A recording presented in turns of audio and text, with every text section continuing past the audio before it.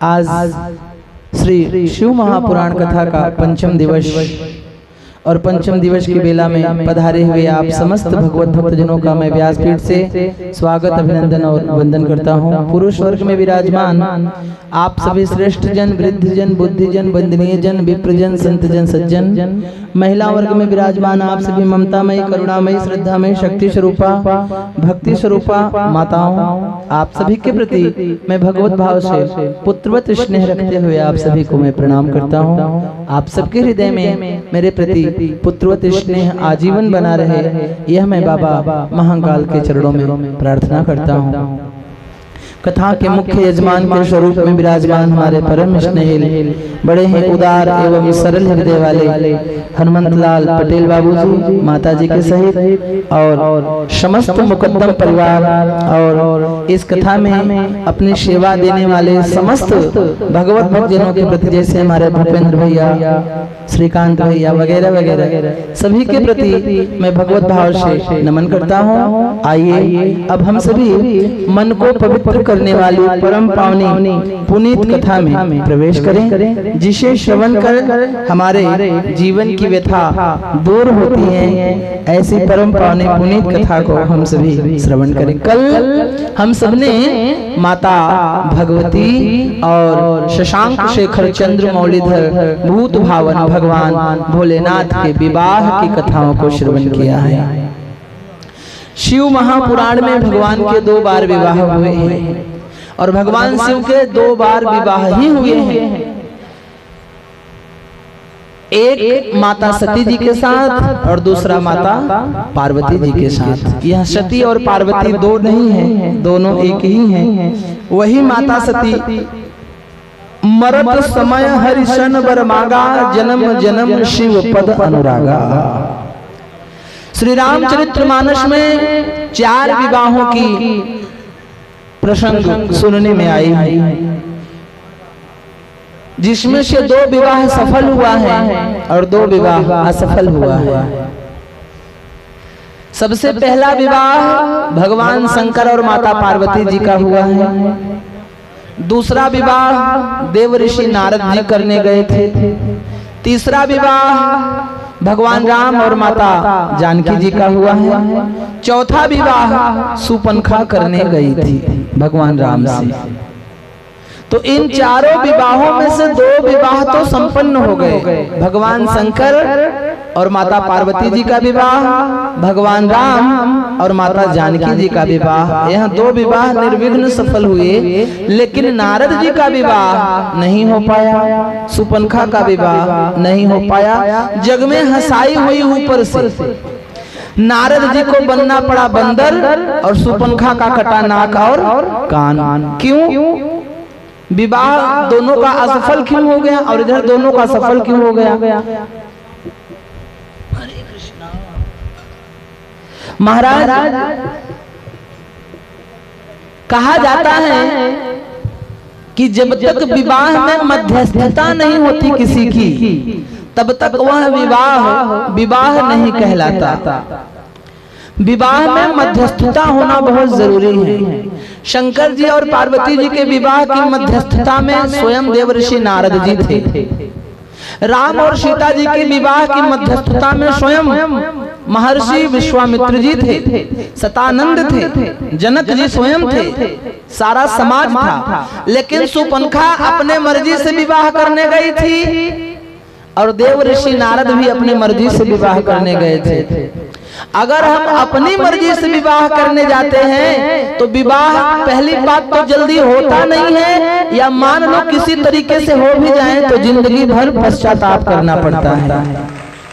और अपनी मर्जी का विवाह यही होता है कि हमारे पिता को मालूम नहीं है, हमारी माता को मालूम नहीं है, हमारे परिवार को मालूम नहीं है, और हमने मन ही मन किसी को अपने लिए पति के रूप में चुन लिया। पता है, यह सबसे ही घृणित कार्य है। अपने माता और पिता के साथ विश्वासघात करना संतान के लिए सबसे घृणित और जघन्य अपराध है। ऐसे अपराध की कोई माफी नहीं। जो माता पिता हमारे ऊपर भरोसा करते हैं, भरोसा करके स्वयं खाली पेट रह कर किस तरीके से कमा कर पैसे इकट्ठा करके हमें पढ़ाते लिखाते हैं, हमें पढ़ने के लिए बाहर भेजते हैं, ऐसे माता पिता के साथ हमें विश्वासघात नहीं करना चाहिए। अरे महाराज, कहीं कहीं तो सुनने में आता है कि अगर बाप को पता चल जाए कि बेटी ने कोई ऐसा कदम उठा लिया है तो बाप बेचारा जहर खाकर मर जाता है। वह सोचता है कि हम मुंह किसे दिखाने जाएं, कहाँ मुंह दिखाएं। और घटना ज्यादा दूर की नहीं है, मैंने तो अभी 2-4 दिन पहले ही नारायण बाबूजी के मुंह से सुना और आप लोगों के मुंह से सुना। यही बगल का गांव डोभी है, वहाँ एक पटेल जी हैं, उन्होंने अपनी बेटी को भोपाल पढ़ने के लिए भेजा था और बेटी भोपाल में पढ़ने नहीं गई थी, पता नहीं कहाँ चली गई। बाप को खबर मिली तो बाप ने सोचा कि हे भगवान, अब समाज में मेरी क्या इज्जत रह गई। और ऐसे बाप ने जहर खाकर अपने ही शरीर को त्याग दिया। तो फिर अगर यही होता रहा तो कौन बाप बेटी को जन्म देगा? यही होता रहा तो फिर कौन बाप बेटी को पढ़ने बाहर भेजेगा? अगर ऐसा ही होता रहा तो कौन माता पिता अपने बेटी पर भरोसा करेंगे? इसलिए महाराज, अपने मर्जी से उठाया गया कदम सदा सर्वथा हानिकारक होता है। इसका कोई भी क्षमा योग्य करने का उपाय समाज में और शास्त्र में नहीं माना जाता है। इसीलिए मैं बेटियों से निवेदन करूंगा कि जो माता पिता हमारे ऊपर भरोसा करते हैं, समाज से लड़कर हमें पढ़ाने, पहले के जमाने में महिलाओं को इसीलिए ज्यादा शिक्षा नहीं दी जाती थी, केवल यही कारण है। महिलाओं में मालूम है, अवगुण 8 सदा उड़ रही, नारी स्वभाव सत्य में कहीं। सबसे पहला कमी जानते हो क्या है? किसी की भी बातों में महिलाएं बड़े जल्दी आ जाती हैं, ये सबसे पहला अवगुण। जरा सा किसी ने तारीफ क्या कर दिया, जरा सा किसी ने मीठी मीठी बात क्या कर ली तो महिलाएं बड़े जल्दी उनकी बातों में आ जाती हैं।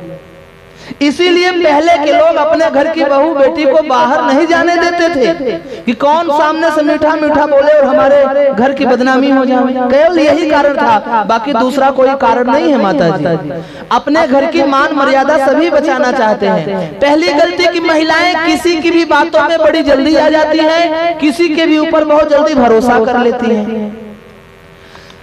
अपने माता पिता पर हमें उतना भरोसा नहीं होता जितना किसी दूसरे पर हो जाता है। इसीलिए पहले के जमाने में गांव में ही विद्यालय हुआ करते थे। विद्यालय बाहर भी होते थे, नालंदा जैसे, तक्षशिला जैसे विश्वविद्यालय पहले के भी जमाने में थे। पढ़ी लिखी महिलाएं पहले भी थी, गार्गी थी, सुलोचना थी, सावित्री थी, पहले के जमाने में भी पढ़ी लिखी महिलाएं थी। लेकिन पहले के जमाने में वे घर में ही शिक्षा दीक्षा प्राप्त करती थी।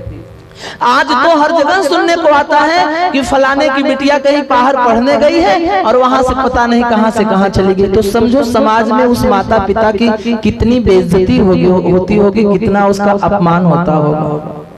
इसीलिए मैं बेटियों से निवेदन करूंगा, उन्हें अपना हृदय मजबूत बनाना चाहिए। जब तक माता पिता किसी के हाथ में हाथ ना पकड़ाएं, तब तक अपना कदम बाहर नहीं निकालना चाहिए। अब याद रखना, हमारे लिए 4 बंधन हैं और इन बंधनों को जब जब हमने छोड़ा है तब तब हम फंसे हैं।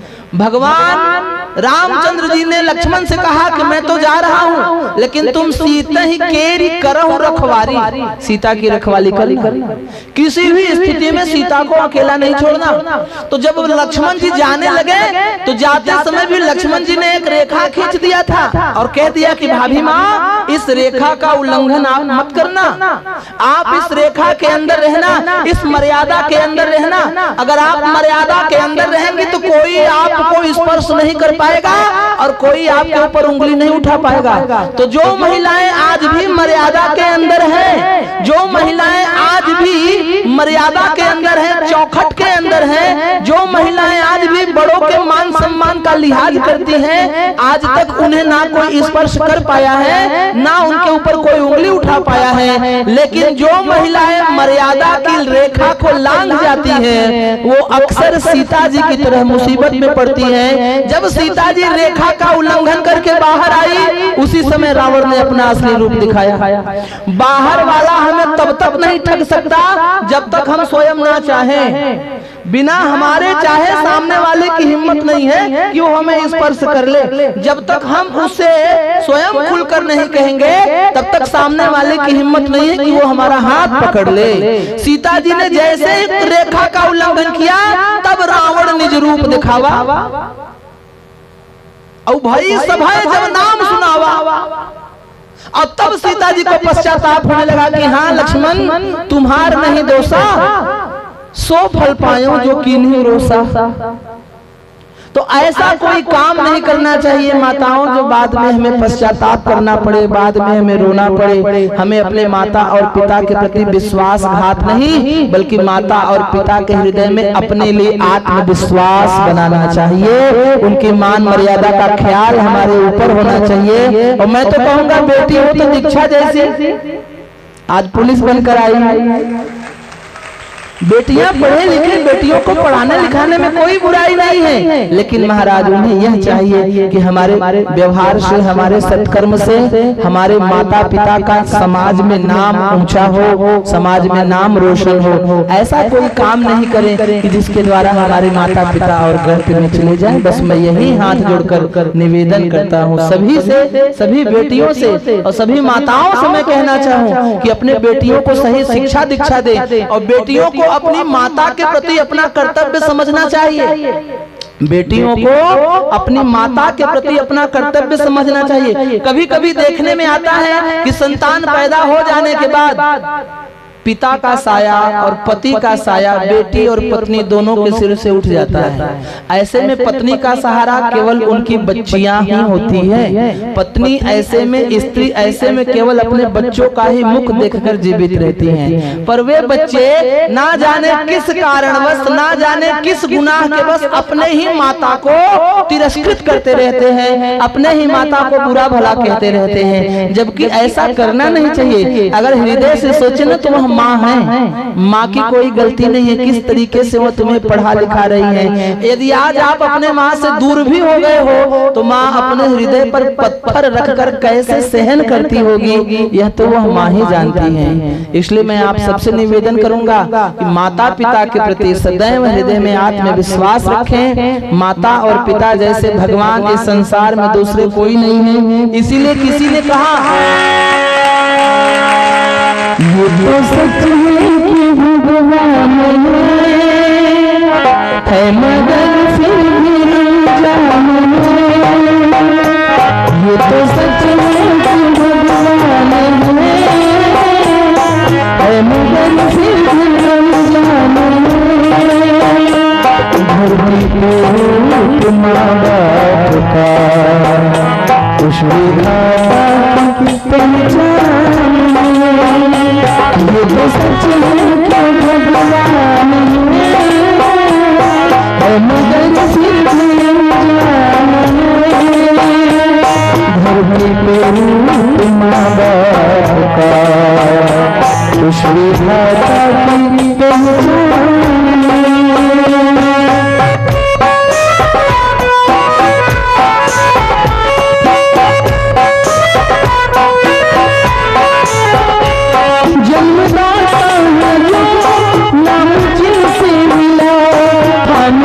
जिनकी उंगली में बचपन चला हो, कांधे पर बैठ के जिनके देखा जहाँ ज्ञान जिनसे मिला क्या बुरा संभला। इतने उपकार नहीं क्या कहे ये बताना आसान। इतने उपकार कहे ये बताना आसान। धरती के रूप माँ बाप का उस विधाता की पहचान।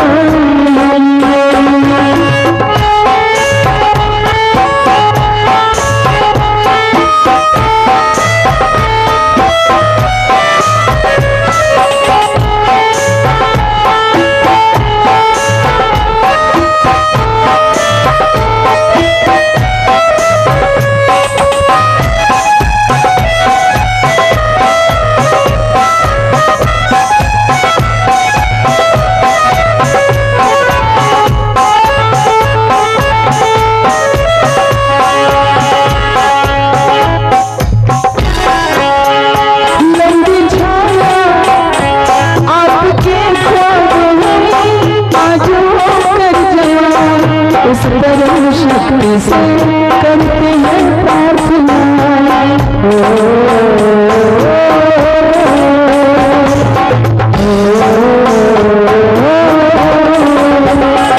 लंबी छाया रहे रहती दुनिया तलक, एक पल न रहे गम की परछाइयाँ। आप दोनों सलामत रहे सबके दिल में अरमान है। आप दोनों सलामत रहे सबके दिल में अरमान है। धरती के रूप माँ बाप का खुश विधाता की पहचान। धरती के रूप माँ बाप का उस विधाता की पहचान। धरती के रूप माँ बाप का उस विधाता की पहचान। बोलिए अपने अपने माता पिता की